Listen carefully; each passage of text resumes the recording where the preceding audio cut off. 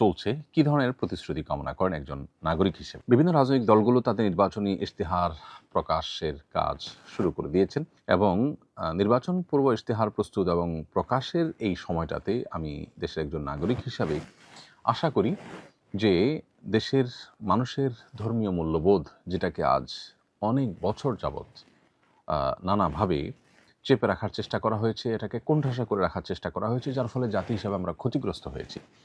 দুর্নীতিসহ নানা অনিয়ম আমাদের সমাজে জেঁকে বসেছে। অতএব রাষ্ট্রের প্রত্যেকটা স্তরে ধর্মীয় মূল্যবোধকে সর্বোচ্চ গুরুত্ব দেওয়ার ব্যাপারে প্রতিশ্রুতি রাজনৈতিক দলগুলো যেন দেন, সেটি আমি প্রত্যাশা করি। এবং সেই সাথে একটি রাষ্ট্র তার যে আইডিওলজিক্যাল দিকটা, সেটা স্পষ্ট হতে হয়, পরিষ্কার হতে হয়। এদেশের নাগরিকেরা যা চান সেটা কি রাজনীতিবিদরা করেন? সেটা কি দেশের তথাকথিত সুশীল সমাজ করেন, নাকি তারা কোনো কিছু আরোপ করতে চেষ্টা করেন? এই বিষয়টি পরিষ্কার হওয়া দরকার নির্বাচনী ইশতেহারের মাধ্যমে। জনগণ চান সেটি তারা পরিষ্কার করা দরকার, বা তাদের যা অবস্থান সেটা তারা ক্লিয়ার করা দরকার। অবস্থান যদি অস্পষ্ট রাখা হয় তাহলে মানুষ প্রতারিত হয়, ধোঁকা খায়, এবং এই প্রতারিত হওয়ার বিষয়টি দীর্ঘদিন পর্যন্ত চলে আসছে নানাভাবে। এই জন্য আমি আশা করব সকল রাজনৈতিক দলগুলো তাদের আইডিওলজিক্যাল অবস্থানটাকে ক্লিয়ার করবেন, স্পষ্ট করবেন তারা আসলে কী চান। দেশের সংখ্যাগরিষ্ঠ মানুষ প্রচণ্ড ধার্মিক, যেটা হিন্দু হোক, খ্রিস্টান হোক, মুসলিম হোক, বৌদ্ধ হোক, সবাই। ফলে দেশের মানুষের চিন্তা চেতনার, তাদের প্রত্যাশার প্রতিফলন যেন নির্বাচনী ইশতেহারে ঘটে, সেটি আমাদের প্রত্যাশা। সেই সাথে আমাদের দেশে যত অনিয়ম আছে, যত দুর্নীতি আছে, বিশেষ করে দুর্নীতির বিরুদ্ধে এবং অপশাসনের বিরুদ্ধে জিরো টলারেন্সে যাওয়ার ব্যাপারে নির্বাচনী ইশতেহারে কথা আসা দরকার। আমাদের এই দেশটিতে আমরা জানি সবচেয়ে বড় সমস্যার জায়গা হলো এই জায়গাটা, অর্থাৎ দুর্নীতি, এটি আমাদেরকে পিছিয়ে রেখেছে। অনিয়ম, এটা আমাদেরকে পিছিয়ে রেখেছে। অপশাসন, আইনের বিচার না থাকা এবং আইনকে তার আপন গতিতে চলতে না দেওয়া, এটি আমাদের সবচেয়ে দুর্ভাগ্যজনক পিছিয়ে থাকার অন্যতম কারণ। অতএব এই দুইটা জায়গা, অর্থাৎ দুর্নীতিতে জিরো টলারেন্স এবং এমন সিস্টেম ডেভেলপ করা যে দুর্নীতির পথগুলি রুদ্ধ হয়ে যায়, এবং কঠোর শাস্তি নিশ্চিত করা, আইনের শাসন নিশ্চিত করা যে কোনো অপরাধ করলে, এই দুটি বিষয়কে নির্বাচনী ইশতেহারে তারা আনবেন এবং সেটিকে বাস্তবায়ন করবেন, সেটি আমাদের প্রত্যাশা দেশের নাগরিক হিসাবে।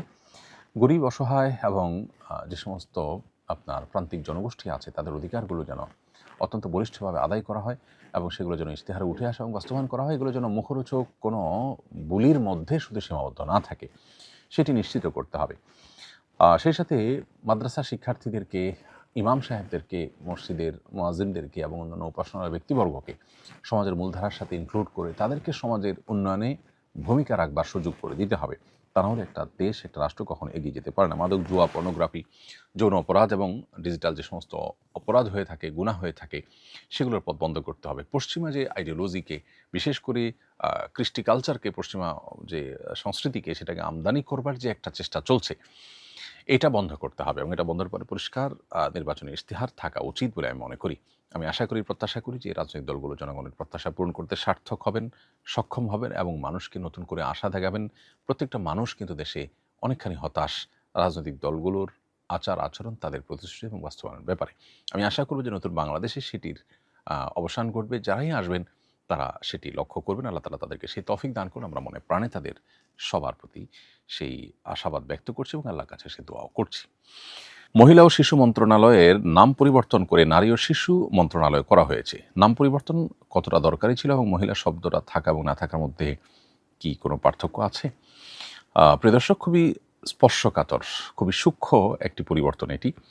আমরা জানি এই সরকারের আমলে সবচাইতে বিতর্কিত যে কমিশন গঠন হয়েছে সেটা হলো যে নারী কমিশন।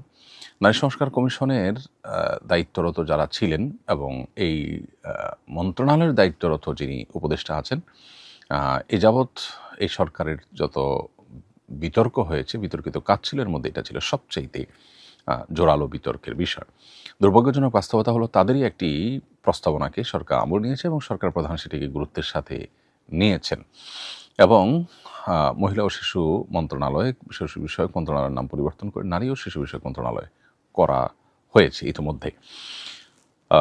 প্রথম কথা হলো যে এই যে নারী এবং মহিলা, এই শব্দের পরিবর্তনের মধ্যে তো অহেতুক খরচ আছে, জটিলতা আছে। এই খরচ এবং জটিলতা বাড়ানোর কোনো যৌক্তিকতা অবশ্যই থাকার কথা নয়।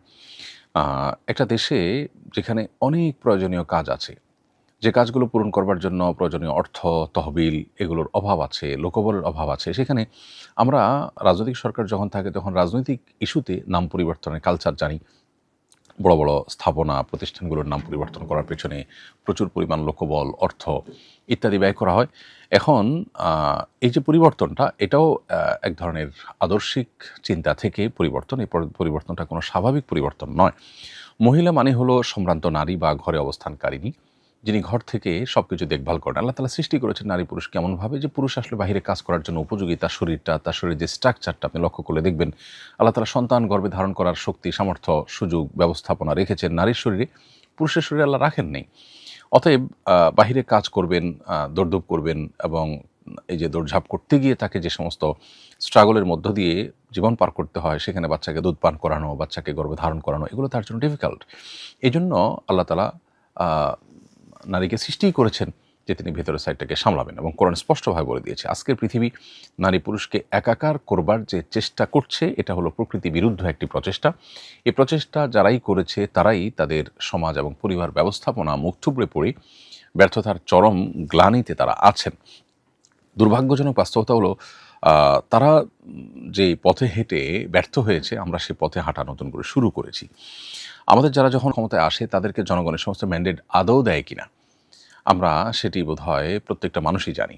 জনগণের ম্যান্ডেট ছাড়া শুধুমাত্র পশ্চিমাদের খুশি করার জন্য তাদের আইডিওলজিগুলোকে এখানে আমদানি করবার একটা প্রচেষ্টা আমরা দেখতে পারি।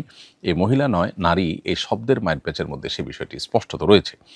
এখানে মহিলা শব্দের মধ্যে যেহেতু ঘরে অবস্থানকারিণী এবং মহল থেকে মহিলা, মহলে বা ঘরে যিনি থাকেন ভেতর সাইডটা যিনি সামলান সে কথা রয়েছে। আল্লাহ তাকে ভেতর সাইড সামলানোর মতো করেই সৃষ্টি করেছেন। পাশাপাশি তিনি বাইরের সাইডে করতে পারেন, কিন্তু মূল স্ট্রাকচারটা আল্লাহ ওইভাবে তৈরি করেছেন। তো সেই চিন্তা থেকে বের হয়ে এসে নারী মানে সাধারণ অর্থে পুরুষের বিপরীত, তো পুরুষের বিপরীত লিঙ্গের মানুষ সব এস্টাবলিশ করার জন্য এটি করা হয়েছে। এছাড়া যারা আজকাল নিজেদের পরিচয়, লৈঙ্গিক পরিচয়কে যারা পরিবর্তন করার চেষ্টা করে, সেই ট্রান্সজেন্ডার যারা পশ্চিমা পৃথিবীতে পর্যন্ত ধিকৃত, খোদ আমেরিকাতে পর্যন্ত ধিকৃত, এবং এটা রীতিমতো কঠোরভাবে এটাকে বন্ধ করা হচ্ছে, সেটা আমাদের দেশে আমরা আমদানি করছি নতুন করে। দুর্ভাগ্যজনক আরেকটি বিষয়, সেই ট্রান্সজেন্ডারদেরকে সমাজের মূল ধারাতে ইনক্লুড করবার জন্য মূলত এই মহিলা শব্দকে পরিবর্তন করে নারী শব্দ ঢুকানো হচ্ছে। কারণ মহিলা এই শব্দের মধ্যে যেসব দিকগুলো আছে এগুলো ট্রান্সজেন্ডারদের মধ্যে নাই। অতএব লিঙ্গের মধ্যে মহিলা আর পুরুষ এই দুইটাই যদি রাখা হয় তাহলে সেক্ষেত্রে তারা এই দুইটার কোনো একটাতে ইনক্লুড হয় না। এবং ইনক্লুড না হওয়ার কারণে যেটি হয় যে এই যে ট্রান্সজেন্ডারের যে ফিতনা, এই ফিতনার কারণে একজন ছেলে মেয়ে হয়ে যাওয়া, একজন মেয়ে ছেলে হয়ে যাওয়ার যে প্রকৃতি বিরুদ্ধ একটি প্রচেষ্টা পশ্চিমা পৃথিবীর অভিভাবকরা রাস্তায় নেমেছেন।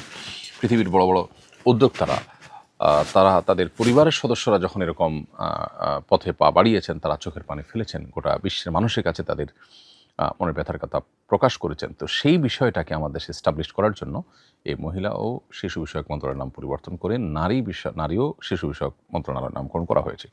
কারণ নারী বলতে আপনার মূল নারী, অরিজিনাল নারী, আবার ট্রান্সজেন্ডার নারী, এই দুই নারীকে নারী হিসাবে ইনক্লুড করে মূলত তাদেরকে এখানে যেন জায়গা করে দেওয়া হয়, সেই দুর্বিসন্ধি থেকে এই নামটাকে পরিবর্তন করা হয়েছে। প্রগতিশীলরা মনে করছেন যে এর মধ্যে দিয়ে তারা সমতা বিধান করছেন, এর মধ্যে দিয়ে সমাজকে ইনক্লুসিভ তারা করছেন। মূলত এরকম ইনক্লুসিভ যদি বলেন আপনি, সমাজের মূলধারা বহু মানুষ আছে যাদেরকে আপনারা সমাজ থেকে বিচ্ছিন্ন করে রাখছেন। আলেমুন আমাদেরকে সমাজের মূলধারার মধ্যে আপনারা গণেনই না, তাদেরকে কখনো কোনো গুরুত্বপূর্ণ বিষয়ে মানুষই মনে করেন না। সেখানে আপনারা এই ট্রান্সজেন্ডার বিকৃত চিন্তার মানুষগুলোকে ইনক্লুসিভ করার জন্য এতটা মরিয়া হয়েছেন, মূলত সমকামিতাকে প্রতিষ্ঠা করবার জন্য। অতএব এই শব্দের মায়ের পেছার পিছনে আদর্শিক একটি আক্রমণের ব্যাপার আছে, যেটা এই দেশ এবং জাতির বিরুদ্ধে আক্রমণ করা হচ্ছে। দুর্ভাগ্যজনক বাস্তবতা, সেটি আমাদের দেশে বিভিন্ন সময় হয়ে থাকে।